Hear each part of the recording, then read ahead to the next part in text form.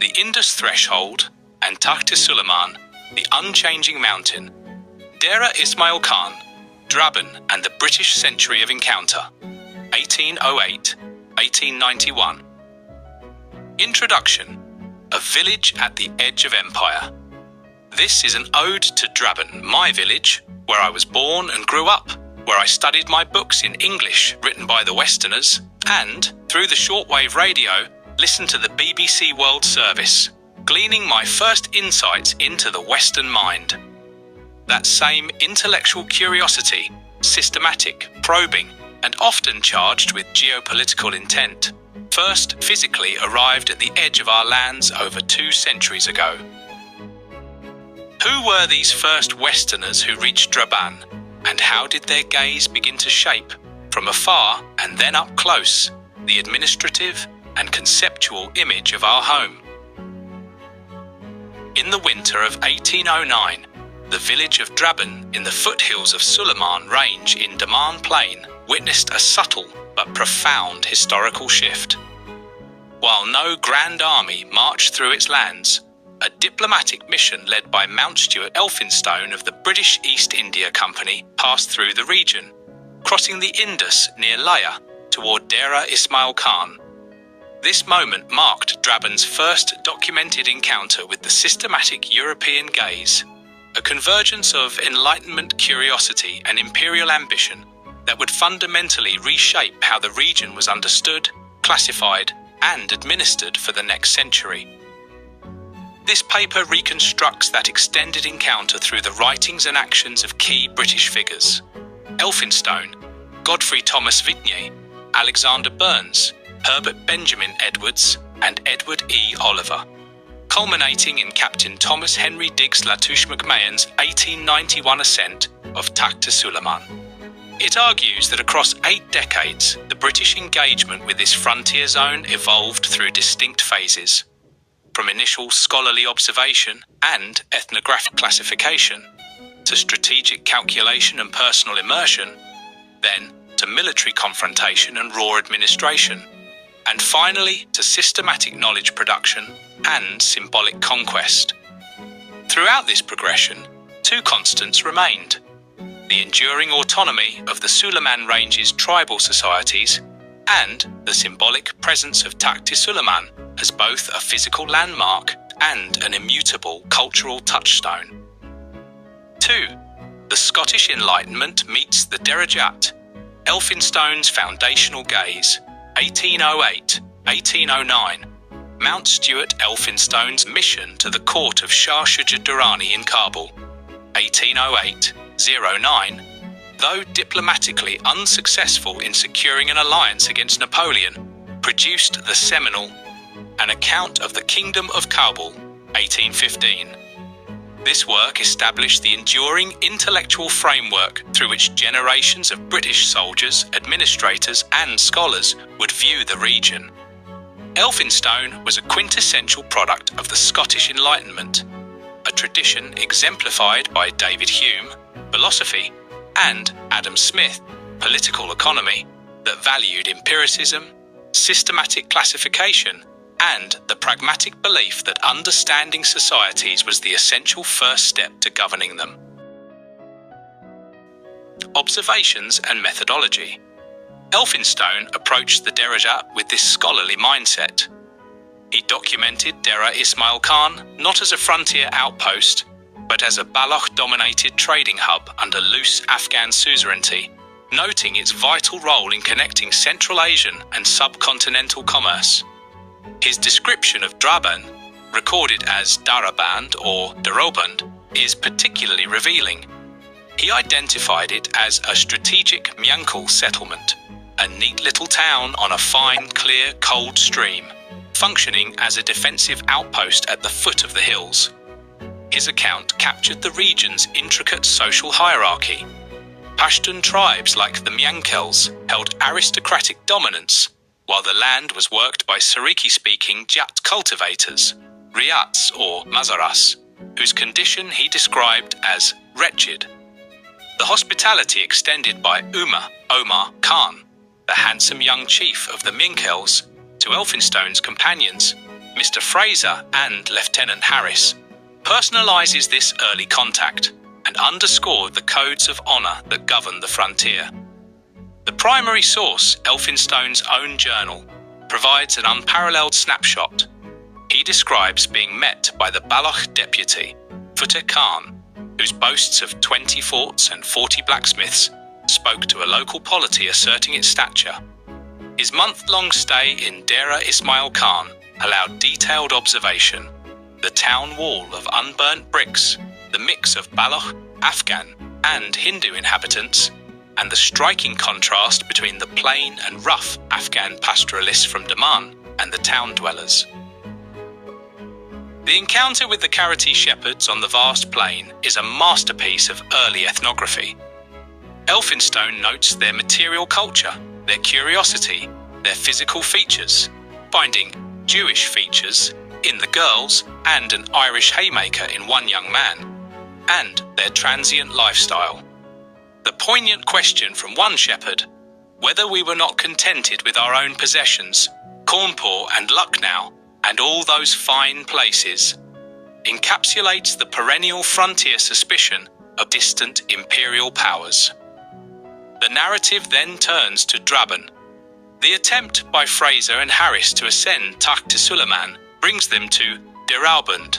The reception by the chief's hunting brother, and then by Umar Khan himself, is recorded with keen attention to dress, demeanour and political context. Umar Khan's distress over tribal factions and his request for a talisman. The journey into the Sharani Hills, the failed ascent due to snow and circuitous routes, and the perilous return journey, including an ambush by the chief's own nephew and a matchlock aimed at Lieutenant Harris, illustrate the extreme dependency on local patronage and the precariousness of travel beyond the Indus. The episode ends with reciprocity, as people from Draban later visited the British camp to receive ample returns of hospitality. Detail of Mountstuart Elphinstone's mission in Dera Ismail Khan, and then to Draben in his own words. We reached Dera Ismail Khan on the 11th of January. Before we entered Dera, we were met by Takht-e Khan, a Baloch, who governs this province as deputy for Muhammad Khan, to whom it, as well as Leia, is assigned by the king.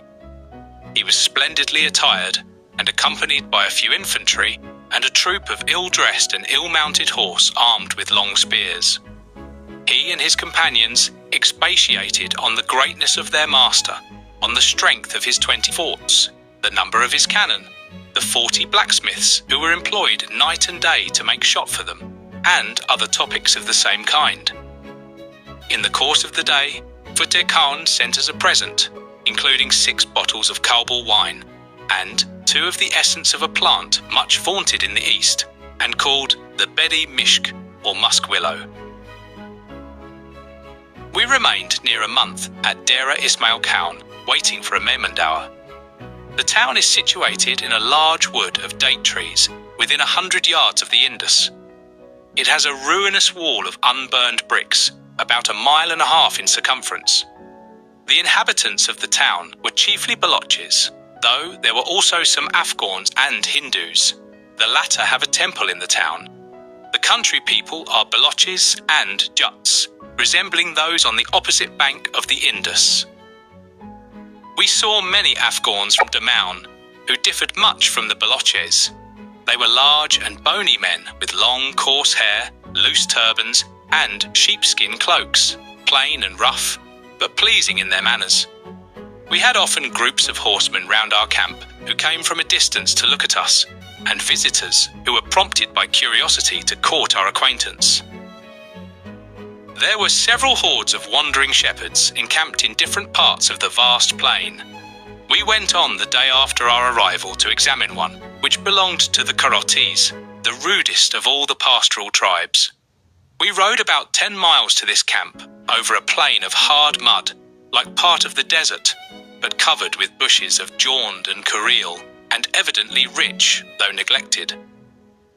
On our way, we saw some Afghan shepherds driving a herd of about 50 camels towards Dera. One of the camels was pure white with blue eyes. The Afghans spoke no Persian nor Hindustani.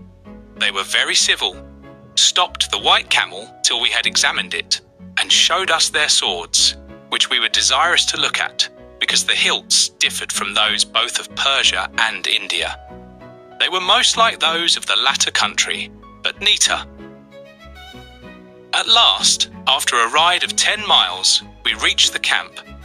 It was pitched in a circle, and the tents were coarse brown blankets, each supported by 2 little poles placed upright, and one laid across for a ridgepole.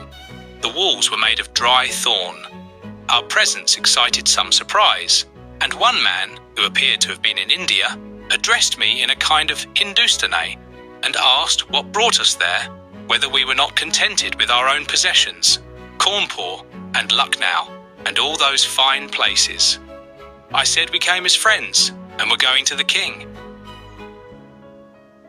After this, we soon got intimate, and by degrees we were surrounded by people from the camp. The number of children was incredible. They were mostly fair and handsome. The girls, I particularly observed, had aquiline noses and Jewish features. The men were generally dark, though some were quite fair. One young man in particular, who stood and stared in silent amazement, had exactly the colour, features, and appearance of an Irish haymaker. They had generally high noses, and their stature was rather small than large. Some had brown woolen greatcoats, but most had white cotton clothes, and they all wore white turbans. They were very dirty. They did not seem at all jealous of their women. Men, women, and children crowded round us, felt our coats, examined our plated stirrups, opened our holsters, and showed great curiosity, but were not troublesome. Scarce one of them understood any language but Pushtu, but in their manners they were all free, good-humoured, and civil. I learnt that they had been there 3 months, and were to return in 2 more, to pass the summer near Ghuzni. They said that was a far superior country to Daman. I could make out little even of what the linguist said, and there were too many both of English and Afghans to admit of any attempt at a regular conversation. Before we left Dera, 2 of our party, Mr. Fraser and Lieutenant Harris, set out on an expedition of considerable hazard and difficulty.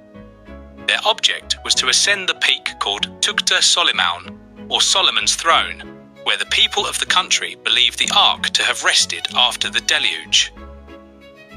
After 2 days' march over a naked plain, they came to an ascent and, 4 miles farther on, to the village of Draben, the chief place of the little tribe of McMahon. It is a neat little town on a fine, clear, cold stream, 6 miles from the hills. They were received by the chief's brother, who had just come in from hunting. He was a fair, good-looking young man with a rude but becoming dress, a bow and quiver at his back, a hare's scut in his turban, and 2 fine greyhounds following him. His reception of the strangers was kind. He ordered dinner to their tent and proposed that his brother should wait on them, but did not press the visit, on their excusing themselves. For dinner they had a good pilo, and a plate of the fat of the tail of the Doomba sheep to steep their bread in.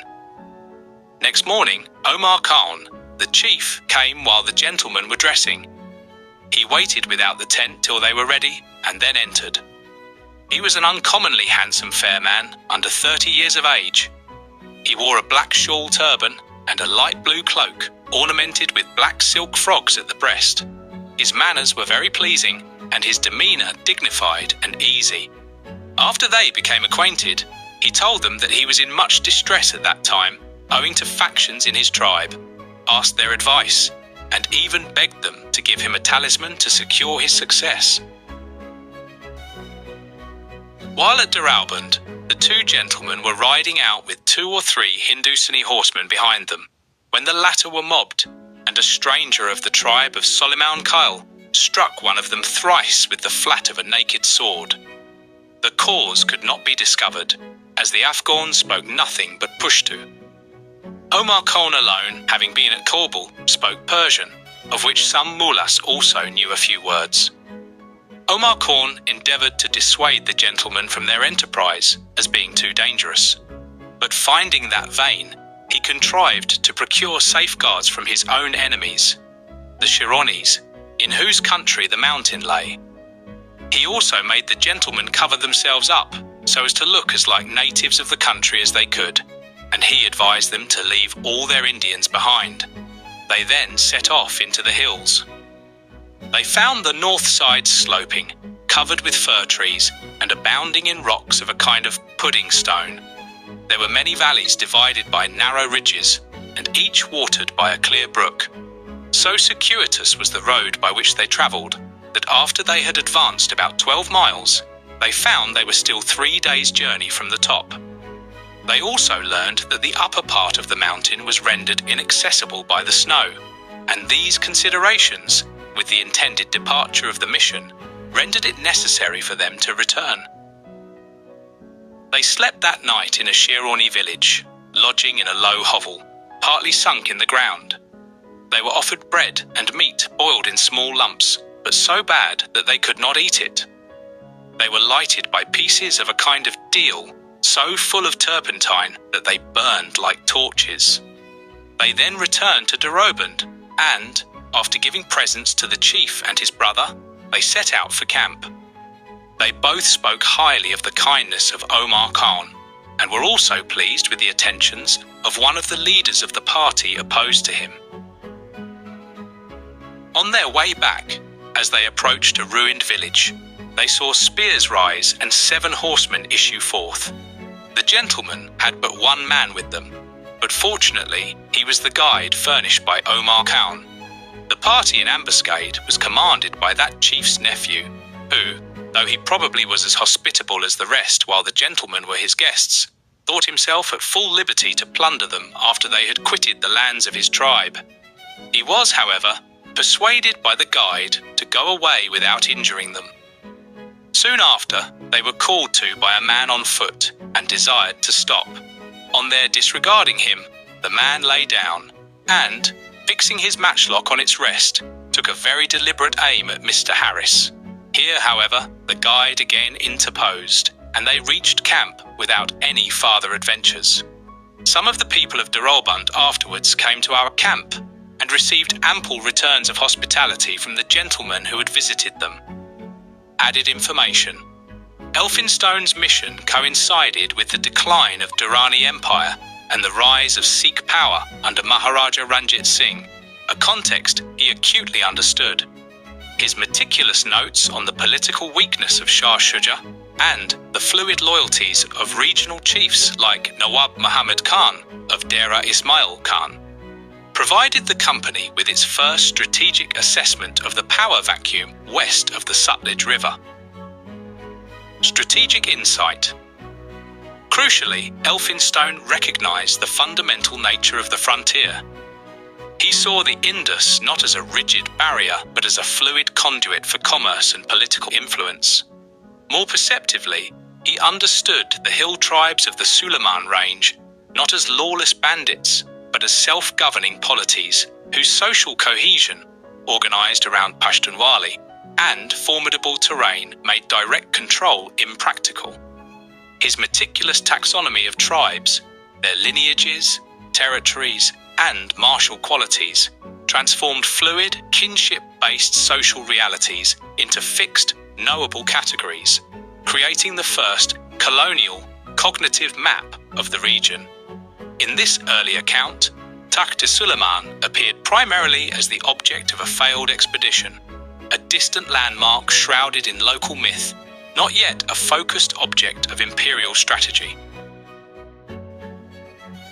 Personal Frontiers, Vigne's immersive experience, 1830s.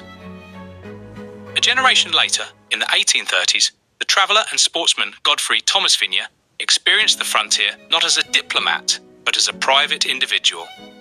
His writings, collected in works like A Personal Narrative of a Visit to Ghuzni, Kabul and Afghanistan, 1840, provide a visceral, psychological complement to Elphinstone's official report. The psychology of liminality. For Vigne, Dera Ismail Khan represented a palpable threshold of fear, and transition. East of the Indus lay the relative security of Sikh-administered territory, West of it began a zone where no external authority held sway. Travel here depended entirely on securing radari, safe passage, from local tribes, a temporary commercial arrangement based on patronage and mutual interest, not on any recognised right. Vigne's accounts reveal the operation of Pashtunwali as a complete and self-sufficient social system.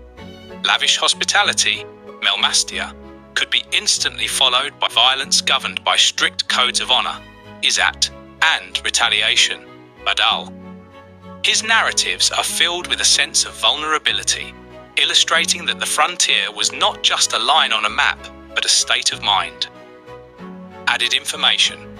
Vigne travelled during a period of heightened instability, following the Sikh conquest of Dera Ismail Khan in 1823 and its chaotic administration by Sikh governors, or Nazims.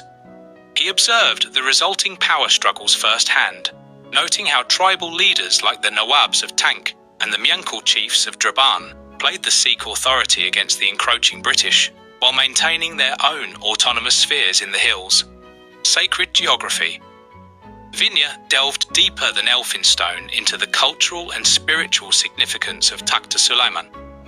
He recorded and amplified local traditions linking the mountain to the prophet Sulaiman, who is believed to have used its peak as a throne to command the jinn and survey his domain.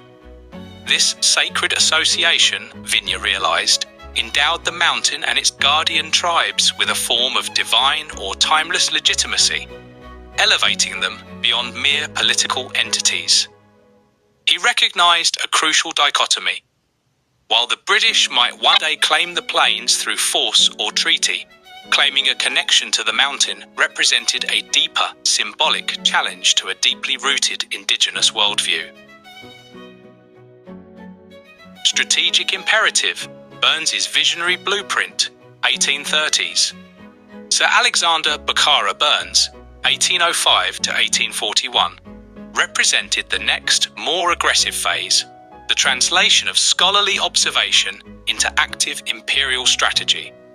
His famous journeys up the Indus, 1831 to 33, and to Kabul, 1837 to 41, were exercises in strategic reconnaissance, squarely aimed at countering perceived Russian influence in Central Asia, the Great Game. The Indus as imperial highway. Burns, in his 1834 work Travels into Bukhara, championed the Indus River as Britain's Mississippi, a potential commercial and military highway for projecting influence deep into Central Asia. He saw Dera Ismail Khan as a critical future logistical node, advocating for depots, garrisons, and steamship navigation. His work marked a decisive shift from description to engineering. He collected precise data on river depths, caravan routes, and the strategic value of mountain passes like the Gamal. He envisioned a frontier not just to be observed, but to be integrated into a network of imperial communication and control. Added information. Burns's 1831 voyage up the Indus was itself an act of political theatre and intelligence gathering, undertaken with the permission of Ranjit Singh, but viewed with extreme suspicion by local rulers. His detailed charts of the river, including the narrows near Sukur and the confluence with the Gomal River near Dera Ismail Khan, were immediately classified by the company for future military use. He identified Dera Ismail Khan as the ideal point d'appui, a base of operations for any future campaign toward Kandahar or against the Afghans. Acknowledging limits. Despite his imperial confidence, Burns's extensive travels forced a pragmatic, if grudging, acknowledgement of tribal autonomy. He documented how crucial passes could be opened or closed at tribal will, and how alliances shifted with circumstances and payments. He provided detailed intelligence on the power structures of the Wazir and Masud tribes, confirming Elphinstone's earlier intuition. The empire could not simply overpower or bypass this region. It had to continuously negotiate and engage with its complex internal logic. His assassination in Kabul in 1841 would become a grim testament to the perils of miscalculating that logic. Conquest and administration. Edwards's raw governance, 1848-1849. Following the annexation of the Punjab in 1849 after the Second Anglo-Sikh War, the British Empire inherited the frontier and its problems. Herbert Benjamin Edwards, 1819 to 1868, faced the immediate practical challenge of administering Dera Ismail Khan. His memoir, A Year on the Punjab Frontier, 1851, provides an unvarnished first-hand account of frontier governance born from violent necessity. The garrison reality. Edwards describes Dera Ismail Khan rapidly transformed into a fortified garrison outpost. Its economy became distorted by military presence, its stability maintained through a fragile cash-based system of tribal subsidies, allowances, and explicit threats. He documented the Lashkar, tribal raid, not as mere banditry, but as a systemic seasonal practice, an integral economic, social, and political institution central to hill society. This reframing was critical for administration. One had to understand the cause to attempt control. Added information. Edwards's tenure began in the immediate, violent aftermath of annexation. He was appointed Deputy Commissioner in late 1848, and his first year was defined by constant alarms. He famously described the frontier as a land of suspense, where the British held the plain by day, but the tribes held it by night. He established the first regular system of tribal allowances, or muwajib, paying specific clans like the Shiranis and Ustarana to guard passes and keep the peace, thereby formalizing a practice of payment that would define frontier policy for a century. Coercive diplomacy. Edwards's administration operated through a brutal cycle of punitive expeditions followed by negotiations. He led columns into the hills to destroy fortified towers, Baramta, and crops, then parleyed with Jurgis to extract agreements and fines. He frankly admitted the limited reach of British power, noting that authority faded with every mile into the mountains, and that the majesty of British law was only as strong as the force immediately behind it. His rule was a tense, militarized occupation of the plain, with constant vigilance toward the hills. The symbolic struggle. In this context of daily confrontation, Takht-e-Sulaiman gained intensified symbolic weight. For British officers like Edwards, its unconquered snow-capped summit represented the persistent, defiant spirit of tribal resistance. For the tribes, its continued inviolability, no foreign foot had yet reached its peak, signified their enduring sovereignty and the protective power of their geography and traditions. The mountain thus became a psychological battleground in the imperial imagination. 6. Systematic knowledge. Oliver's ethnographic taxonomy, 1884. By the 1880s, frontier administration had matured into a more analytical, bureaucratic phase. Officials like Edward E. Oliver, a member of the Indian Civil Service, produced detailed ethnographic studies aimed not just at control, but at systematic understanding for long-term management. His 1890 book, Across the Border, or Patan and Belok, is a prime example. Codifying custom. Oliver's work attempted to systematically catalogue and explain frontier society. He mapped genealogies, dissected the intricacies of blood feud, Badal, and analysed the political roles of religious figures, mullahs, peers. Dera Ismail Khan, by now a settled district headquarters, served as both an administrative nerve centre and a scholarly clearinghouse for this granular information. This knowledge was compiled into gazetteers and handbooks, becoming the manual for successive generations of British officers. Added information. Oliver's work was part of a vast colonial project of knowledge codification. He contributed to the monumental Derajat District Gazetteer of 1883 to 84, which contained not just ethnographic data, but precise statistics on land revenue, soil types, water sources, and tribal populations. This gazetteer formalised the British administrative categories for the region, dividing it into tapas, sub-districts, and meticulously recording the names and responsibilities of officially recognised Malik, headmen, thereby attempting to freeze a fluid political system into a fixed administrative hierarchy. Understanding autonomy, Oliver reframed tribal resistance through a lens of functional anthropology.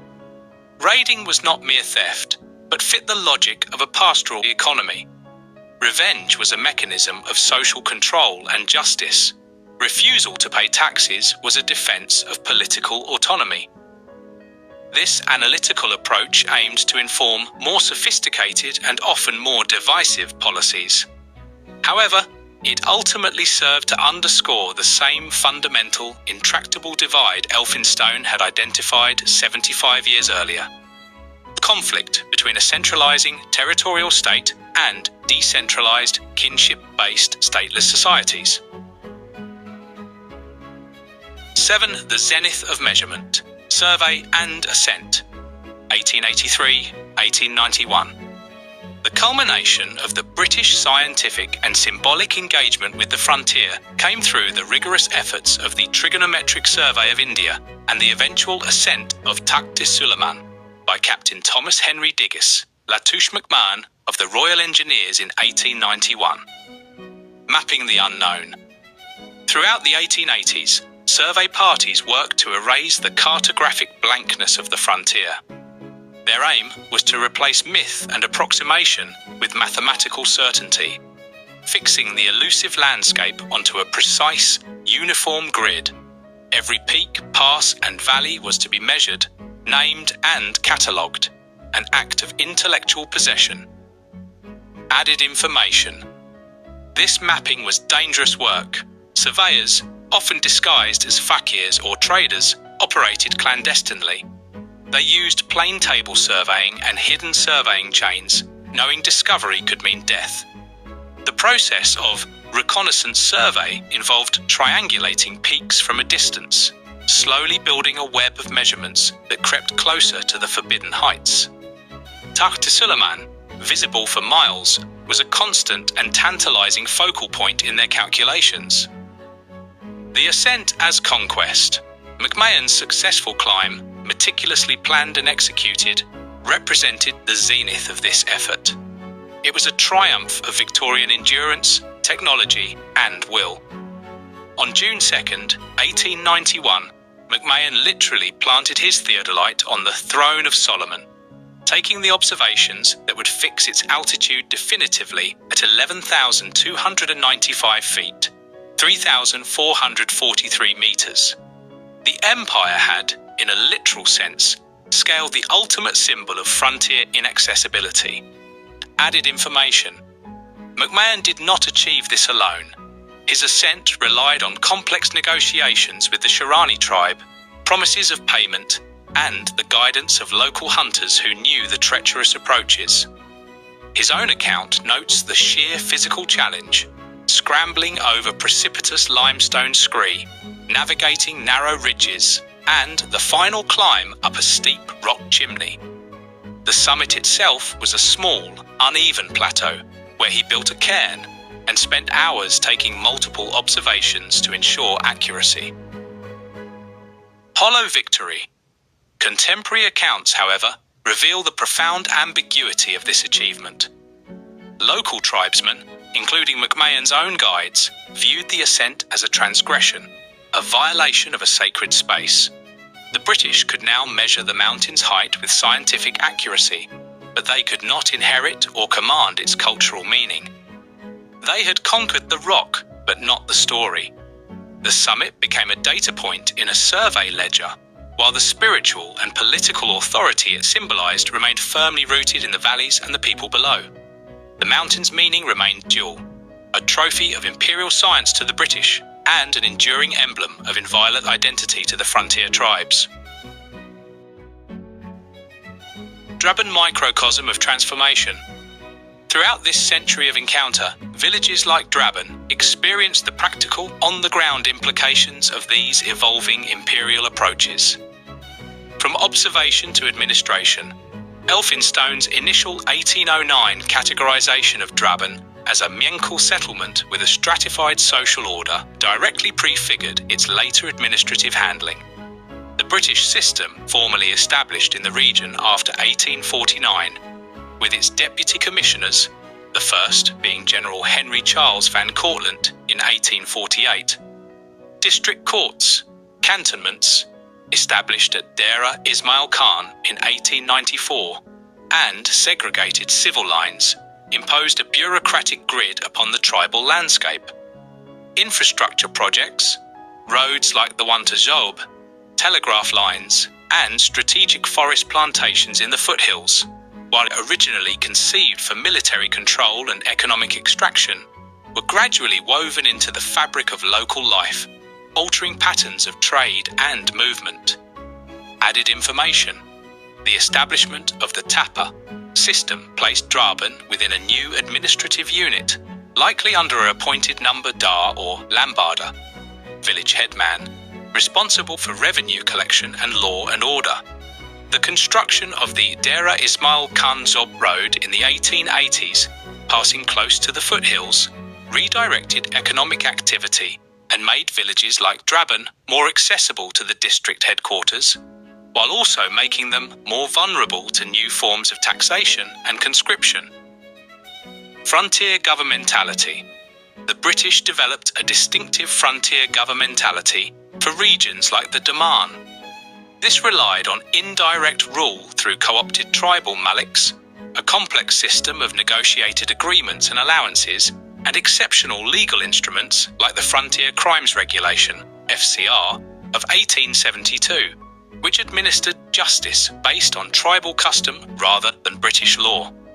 This system deliberately maintained a degree of political and economic underdevelopment as a strategic buffer, creating administrative distinctions between settled districts and tribal areas that would persist for decades after independence. Material and intellectual legacy. The physical remnants of this era remain visible today. The sturdy defensive architecture of old frontier constabulary posts, former British dak bungalows, rest houses in Draban, Drazindar, Zarkani, the grid pattern of Dera Ismail Khan's civil lines, and road networks now integrated into the N50 national highway linking Dera Ismail Khan with Job and Quetta. The intellectual legacy is equally persistent. The very ethnographic categories, tribal names, classifications, historical narratives, and spatial understandings of the region are deeply informed by the knowledge structures first established by Elphinstone and refined by his successors. 9. Conclusion. The eternal dialogue of mountain and empire. The British century of encounter with Dera Ismail Khan and its hinterland, spanning from Elphinstone's winter journey to McMahon's summer ascent, reveals several enduring truths about frontiers, knowledge, and imperial power. 1. The limits of imperial models. This frontier acted as a crucible that tested the British imperial model to its limits. It demonstrated that technological superiority and bureaucratic rationality alone could not overcome deeply rooted social systems exquisitely adapted to a specific and demanding terrain. 2. Knowledge as power and its limits. The British produced an exhaustive archive of knowledge of surface, ethnographic, geographic, and strategic. Yet this often failed to translate into effective control over the knowledge of depth possessed by tribal societies. The intimate knowledge of lineage, local ecology, hidden pathways, and cultural meaning that constituted true mastery of the land. 3. The persistence of alternative sovereignties. This history underscores that the centralized, territorial state is not the only form of effective human political organization. Stateless, segmentary tribal societies exhibited remarkable resilience and complexity, maintaining their autonomy through social cohesion and a formidable home ground advantage. 4. Symbolic geography. The transformation of Takht-e-Sulaiman from a distant landmark in Elphinstone's journal to a sacred site in Vigne's narrative, to a strategic objective for Burns, a symbol of resistance for Edwards, and finally, a scientific datum for McMahon, beautifully illustrates how physical geography accrues complex contested layers of meaning through the process of historical encounter. From Elphinstone's Enlightenment curiosity to McMahon's scientific conquest, the nature of the British engagement evolved dramatically, yet, throughout, the mountain remained constant. Draben, initially observed in 1809 as a neat little town in a strategic tribal landscape, became enmeshed over the following decades in systems of administration, classification, and infrastructure, whose foundations were laid during that first documented contact. The British built roads, created immutable tribal categories, and mapped territories with precision, but they never resolved the fundamental tension between centralized state authority and decentralized tribal autonomy. As the colonial period receded, it left behind not just bridges and barracks, but enduring ways of seeing, categorizing, and governing that continued to shape the region's political and social identity. The mountain endures as a silent witness, while the villages beneath it, like Draban, continue to navigate the complex living inheritance of that formative century when the systematic European gaze